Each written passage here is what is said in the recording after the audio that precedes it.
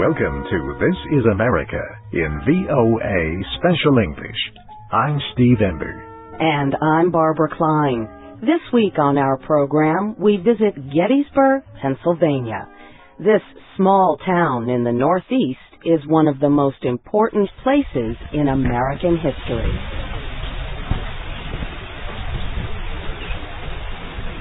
Much of the area around Gettysburg still looks like it did in the 1860s during the Civil War. We arrive in the middle of farming country. All around are fields of wheat, corn, and other crops.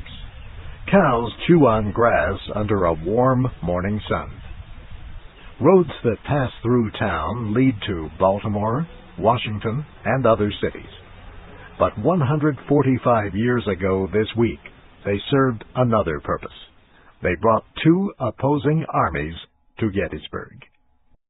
One was the United States Army of the Potomac, commanded by General George Gordon Meade. The other was the Confederate Army of Northern Virginia, led by General Robert E. Lee. Lee and his troops had moved north into Pennsylvania from Virginia. There, they had won a series of battles. Now they were on the move to defeat Meade's army. Lee believed that a Southern victory on Northern soil would force a negotiated settlement of the war. This would mean independence for the Confederate states that were attempting to leave the Union. The Battle of Gettysburg began on July 1st, 1863. More than 170,000 soldiers fought for 3 days. It was the largest battle ever fought in North America.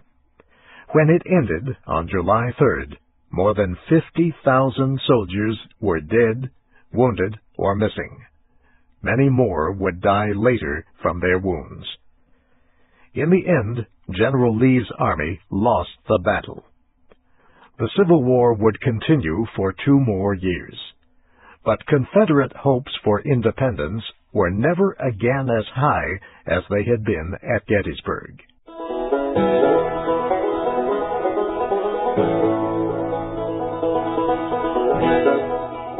Soon after the great battle, people began to visit Gettysburg to try to understand what happened there. One of those visitors, on November 19, 1863, was President Abraham Lincoln. He was invited to help dedicate a cemetery for Union soldiers killed in the battle. Lincoln spoke for just 2 minutes. The speech began this way. 87 years ago, our fathers brought forth on this continent a new nation, conceived in liberty, and dedicated to the proposition that all men are created equal.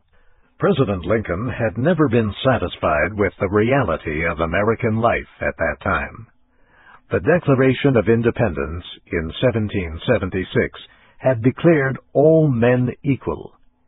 Yet in the South, and earlier in the North as well, black men and women were held as slaves. In his address at Gettysburg, Lincoln described a new future for a nation that would be reunited. Our reader is Jim Tedder. It is for us, the living, rather to be dedicated here to the unfinished work, which they who fought here have thus far so nobly advanced. It is rather for us to be dedicated to the great task remaining before us, that for these honored dead we take increased devotion to that cause for which they gave the last full measure of devotion, that we here highly resolve that these dead shall not have died in vain, that this nation, under God, shall have a new birth of freedom. This idea, a new birth of freedom after the Civil War, guides the newly built Gettysburg Museum and Visitor Center. It opened on April 14th at Gettysburg National Military Park. April 14th, 1865, was the day Lincoln was shot.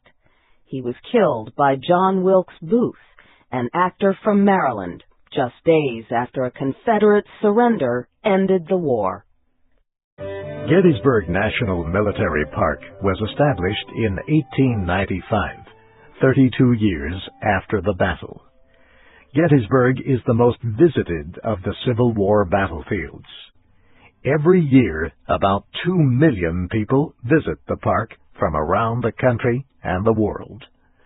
Park officials say the new museum will better prepare visitors to see the battlefield through the soldiers' eyes. The battlefield covers more than 2,400 hectares. Visitors can find more than 1,300 outdoor sculptures around the battlefield. These are monuments and memorials placed by soldiers' groups and state militias in areas where their troops fought.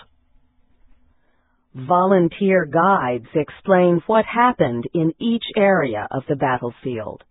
A guide at the high ground, called Little Round Top, describes an action involving Union troops led by a general named Daniel Sickles. He sent some Maine infantry and some U.S. sharpshooters clear over there into the trees to the right of that tower. And they were out there looking for troops, for possible threats. They found them. They got into a fight with Confederate troops, but not the same ones who are going to be marching down here, not the 14,000 under a general named James Longstreet. One part of the new Gettysburg Museum and Visitors Center will not open to the public until September. A complete cyclorama painting. This kind of artwork surrounds the people looking at it. The painting shows the final attack in the Battle of Gettysburg, Pickett's charge. George Pickett was a Confederate general. On July 3, 1863, he led a charge against stronger Union forces. It was a disaster for the Confederate soldiers. The painting is 114 meters long. French painter Paul Philippoteau and a team of 20 artists created it in 1884. The cyclorama has always been one of the most popular parts of the Gettysburg experience. But the painting was in bad shape after all these years. So a restoration project began in 2003. The painting was cleaned and separated into its 14 parts, and later moved into the new center. There, the original canvas was sewn onto new cloth made in China. Park Service officials say China was one of the few countries able to produce cloth in the sizes needed. Then each part was hung and sewn together. A team of cyclorama experts from Poland has been working on the project in Gettysburg since 2007. Artists are now repairing the painting to make it look almost like new.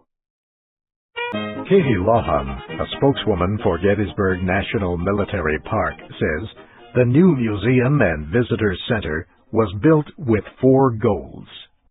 One was to take better care of the artifacts and the archives of this park, because Gettysburg has the largest publicly owned Civil War collection. We have over 1 million items, everything from soldiers' diaries and uniforms to original maps of the battlefield and the documentation of the creation of the National Cemetery in the park.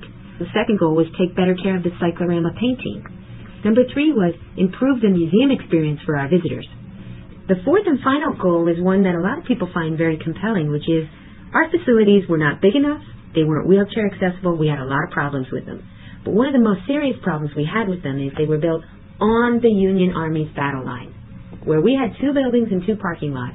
There was major battle action, and we know over 970 soldiers were killed, wounded, or captured where we had concrete, asphalt, and bricks. So this new building is 2/3 of a mile away, and it's close to but not on the battle line. And it's going to allow us this fall to take out the old buildings and bring the battlefield back to the way it looked at the time of the fighting. Visits to the museum begin with a 22-minute film called A New Birth of Freedom. It provides historic background for the war, the battle, and its effects as a turning point in the Civil War. The museum has 11 galleries designed around the words of the Gettysburg Address. One gallery is called "Now We Are Met on a Great Battlefield of That War." It explores what happened on each day of the Battle of Gettysburg.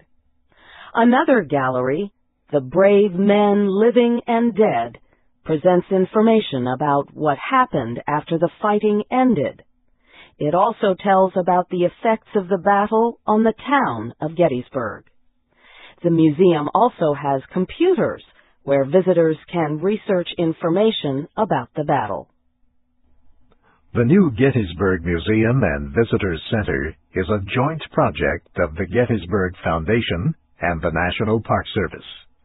The Foundation, a nonprofit educational group, raised the $107 million that made it possible. The Foundation plans to own the center for 20 years, then donate the building and the land to the federal government. The president of the Foundation, Robert Wilburn, says Gettysburg is a reminder that Americans can come together as a nation even after the most divisive of conflicts. He calls it the place where America was saved.